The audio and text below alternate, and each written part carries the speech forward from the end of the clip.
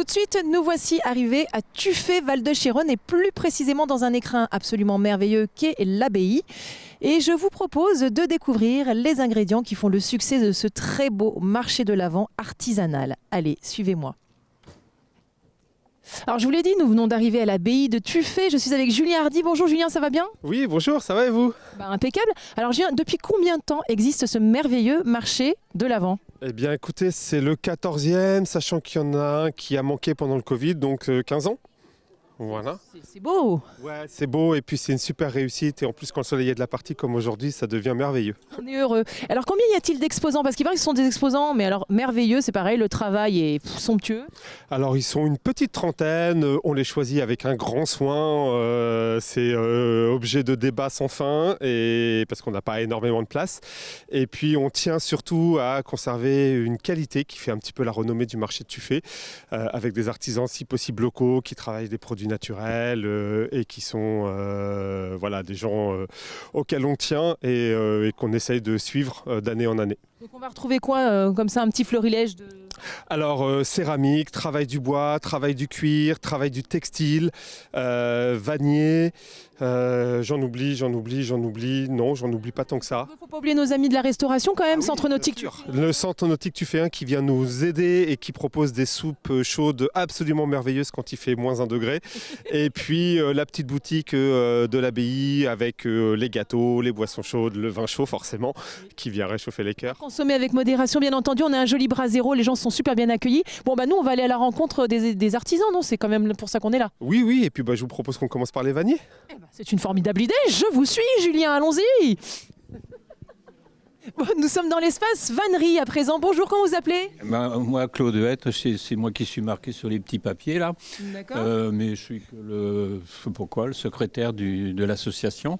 Oui, ça arrive à des gens très bien, vous inquiétez pas. Hein. Oui, c'est un club de l'amitié du temps libre qui pratique la vannerie, mais on fait aussi, il y en a qui viennent jouer aux cartes, qui viennent jouer au Scrabble, c'est les principales activités.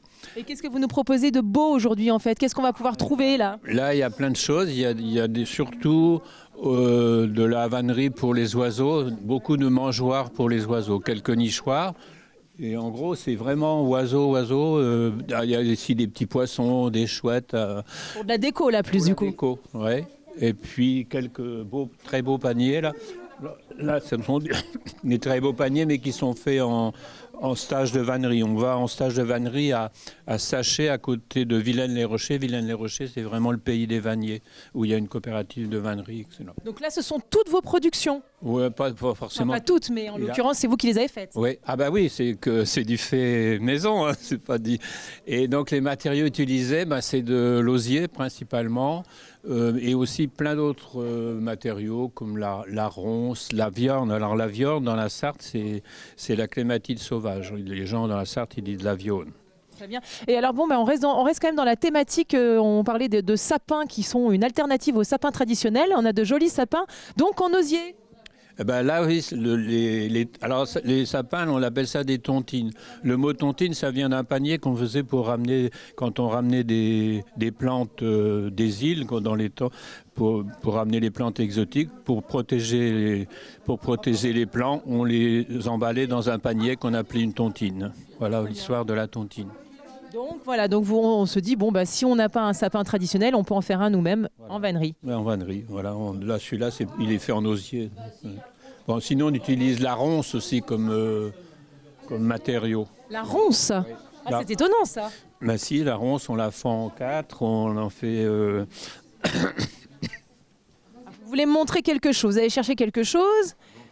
Hop, là. Ça, c'est une ronce que j'ai fendue en 2, puis après encore en 2, et après que j'ai éclissé, et après que... C'est éclisté? Éclissé. Alors, ça veut dire quoi? Donc voilà, l'éclissoir.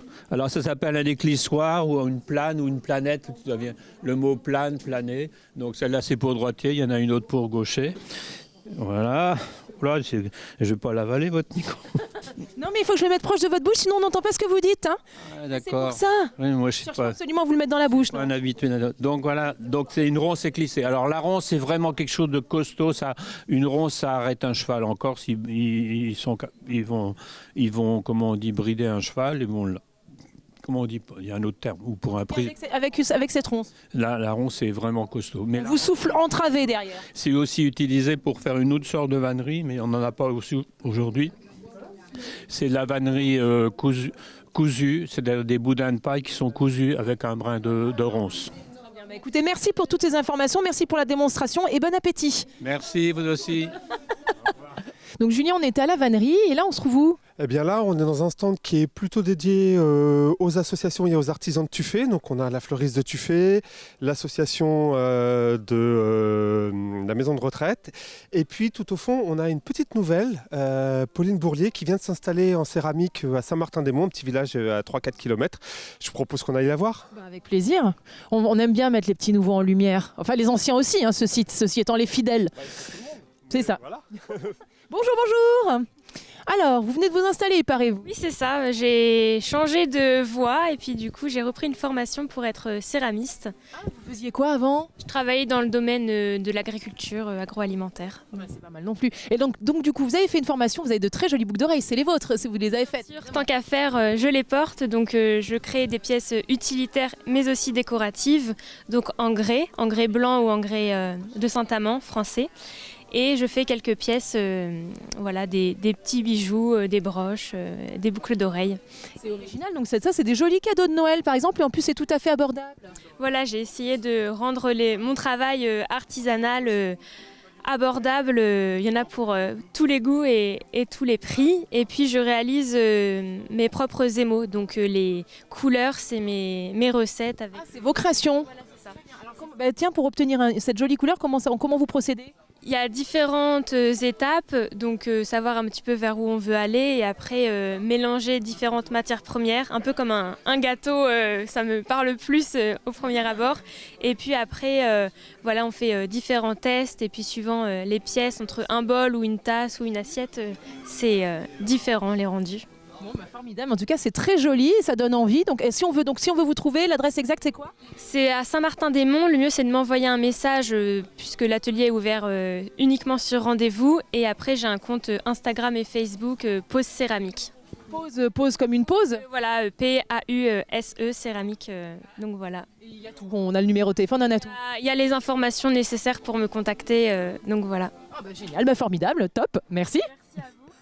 Alors Julien, on a continué notre petit tour. Là, on est dans l'espace. Ouais, on est dans le fournil, l'ancien fournil de l'abbaye, qui est là complètement occupé par l'association Sartelaine, donc qui est une association qui réunit des artisans qui travaillent la laine en filage, en tissage et en feutrage. Il faut savoir que le feutrage, c'est une des techniques textiles les plus anciennes de l'humanité. Et on arrive à faire avec ça des choses assez extraordinaires. C'est étonnant, là, vraiment, les sculptures et tout, mais je suis épatée. Mais ouais, il y a un travail sur le relief, sur le modelage qui, moi, m'épate à chaque fois, qui me laisse toujours stupéfait. On a des choses là qui sont quand même assez surprenantes. Voilà. Juste avec de la laine qui est feutrée, c'est-à-dire que les fibres sont complètement emmêlées les unes dans les autres. Et on arrive à avoir comme ça des reliefs assez étonnants. Voilà. On a carrément des chapeaux de chevalier, c'est une pizza, une Raymanta. Et c'est une association avec laquelle on a noué des liens avec l'abbaye et on les reçoit régulièrement, on travaille régulièrement avec eux. Et bon, c'est des gens qui sont passionnés et qui sont passionnants et en plus qui ont une créativité débordante. Ouais. Et même les lampes, là, c'est super joli et très onirique. Ouais. C'est magnifique, ces globes. Et on n'imagine pas hein, en textile, quoi, vraiment juste en laine. C'est fou, ça n'est que de la laine. Et ça prend pas feu. Et non. Et c'est résistant à l'humidité. Le feutre, c'est un matériau incroyable. On fait des yourtes avec, on fait des maisons. Donc voilà, c'est assez épatant. Ouais, c'est fabuleux, c'est fabuleux. On continue notre petit tour dans le monde merveilleux de l'abbaye de Tuffet. C'est génial. Bonjour, quel est votre petit nom? Bonjour, Yvan. Alors Yvan, qu'est-ce que vous nous proposez de beau? Vous travaillez le cuir, vous, a priori? Oui, je travaille le cuir, effectivement. Je vous propose tout un panel de choses réalisées entièrement en cuir. Ça va du jeu de société à la bourse, en passant par les bracelets, les sacs à main, tout ce qui est en cuir. Avec le petit plus que j'apporte dans le sens où je fais ce qu'on appelle du repoussage sur cuir. Mais encore? C'est-à-dire l'équivalent d'une sculpture, sauf que je ne retire pas de matière, je déplace la matière pour créer une mise en relief qui est ensuite... Vous procédez comment pour faire ça? Alors avec plein de petits outils sur le cuir, c'est-à-dire que je vais avec ce qu'on appelle des mattoirs, des petits outils, je vais frapper le cuir pour déplacer les couches de cuir et créer la mise en relief. Et alors, par exemple, pour une belle création comme celle-ci, ça prend combien de temps? Ah, là, il y a un petit peu de délai. Pour réaliser une pièce comme celle-ci, il y a au moins 2 heures de travail, si ce n'est 3, parce qu'après, il y a tout le jeu de teinture qui vient par-dessus pour exacerber encore le travail. Et alors, le jeu de teinture, c'est une teinture particulière, ça se passe, il y a des temps à respecter. Alors, aujourd'hui, on utilise des teintures qui sont un petit peu plus industrielles, on va dire, mais on pourrait très bien le réaliser avec des teintures naturelles issues de plantes ou autres pour pouvoir réaliser ces mises en couleur. Donc là, ce sera encore plus long, évidemment. C'est encore plus long, effectivement. Pour vous, ce serait compliqué avec les commandes. Voilà, il faut arriver à suivre quand même. Donc ça, c'est des très très jolis cadeaux de Noël. Et c'est comme ces carnets, c'est magnifique. Et voilà, et on a toujours l'impression, même avec la sculpture, que c'est une pièce qui a été rajoutée, mais non, c'est effectivement sur la même masse qu'a été créée la mise en relief. C'est un travail hyper méticuleux et donc ça fait des pièces uniques en Et fait. ce sont des pièces uniques, car même si je voulais essayer d'en refaire la même, j'aurais pas la même frappe, j'aurais pas les mêmes conditions de travail, et du coup, je n'aurais jamais la même pièce. En tout cas, ça donne envie, c'est très beau, ça donne plein d'idées cadeaux. Alors, on vous trouve où, mon cher? Eh bien, on me trouve soit à mon atelier à Saint-Hilaire-le-Lierru, soit actuellement j'ai un dépôt à une boutique éphémère au Jacobin, au centre commercial des Jacobins. Je suis également en boutique à l'année à la boutique des créateurs de Malicorne. Vous n'avez pas l'air sûr, hein? Si, je bouscule la force. De Malicorne, de Freinet et de La Flèche. Et un site, quelque chose? J'ai également un site, effectivement, lepetitatelierducuir.fr. Bon, bah, c'est très simple, c'est formidable, mais merci beaucoup, fantastique. Merci. Et bravo, c'est merveilleux, c'est très très beau. Alors Julien, est-ce qu'on a des petites choses à annoncer prochainement à l'abbaye Tuffet? Alors là, l'abbaye se met un peu en sommeil pour l'hiver et on va reprendre courant mars pour le printemps des poètes. Les dates précises seront annoncées sur les réseaux sociaux. Et puis l'abbaye va rouvrir début avril avec plein de surprises, plein d'expositions nouvelles. Et puis quelque chose qui va se passer au fond du jardin avec un agrandissement. On va pouvoir enfin sauter le ruisseau qui est au fond du jardin. Donc rendez-vous l'année prochaine. Ça vend du rêve tout ça. Bon, bah, c'est pas tout ça. Toutes les bonnes choses ont une fin. Nous, on file à Lénier-en-Belin maintenant. Ah bah très bien. Bon voyage. Merci.